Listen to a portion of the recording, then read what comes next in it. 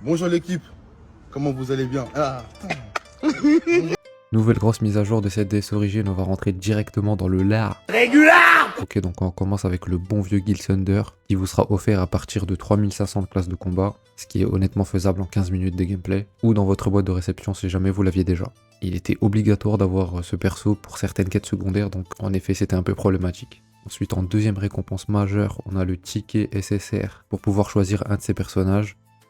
Pour ma part, j'ai pris Jericho, cette foutue princesse. Après voilà, libre à vous de faire selon vos besoins.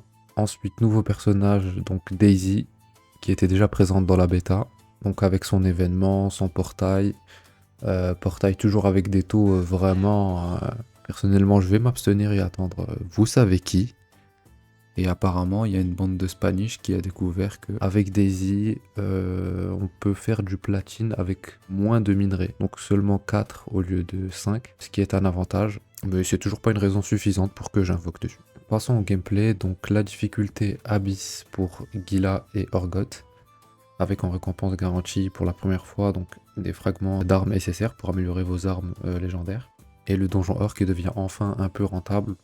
En tout cas, il n'y a plus besoin de faire des runs donjons araignées pour faire les mini-boss qui rapportaient 100 000 pièces d'or, qui coûtent donc 5 clés au lieu de 10. Là, ça rapporte à peu près entre 120 et 140 000.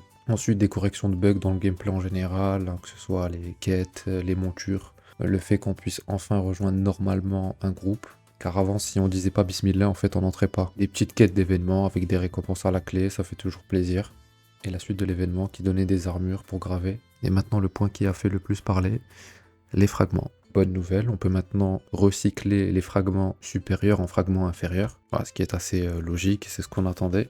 Mauvaise nouvelle, ça ne sert plus à rien de fouetter des lapins, de smatcher des bandits, de cabosser des papillons, il ne donne plus de fragments, et le drop d'armes a été baissé aussi. Les armes qu'on recyclait pour avoir des fragments justement. Netmarble, c'est clair et précis, vous allez vous concentrer sur les boss à partir de maintenant, donc ça c'est le message. Où du coup le taux de drop de fragments sur les boss mineurs et majeurs sur la map a augmenté. Donc c'est fini le Carrefour City en plein milieu de Dubaï chez les Sarrasins. Le magasin est fermé. Et maintenant le moment moulaga de la mise à jour. Du pass de combat, du lot de croissance, du lot pour Daisy, du lot exclusif, du lot de costumes, tout ça là, ça se frotte un peu les mains chez Netmarble. L'épicerie a officiellement ouvert ses portes, hein, comme ça vous êtes au courant. Comme j'ai quand même envie de finir avec une note positive. Donc c'est quand même intéressant ce qui se passe au niveau des clés cubiques, où on peut donc transformer les clés qu'on a actuellement en petits sacs de clés. Alors, si vous êtes niveau 40, vous en avez 50, et si vous savez que vous n'avez pas le temps de jouer, tu te connectes, t'envoies tes 10 sacs de clés quotidiennes, et ça revient en période de rush à fond. En espérant vous avoir été utile, abonnez-vous, likez, vous êtes des bons, ciao.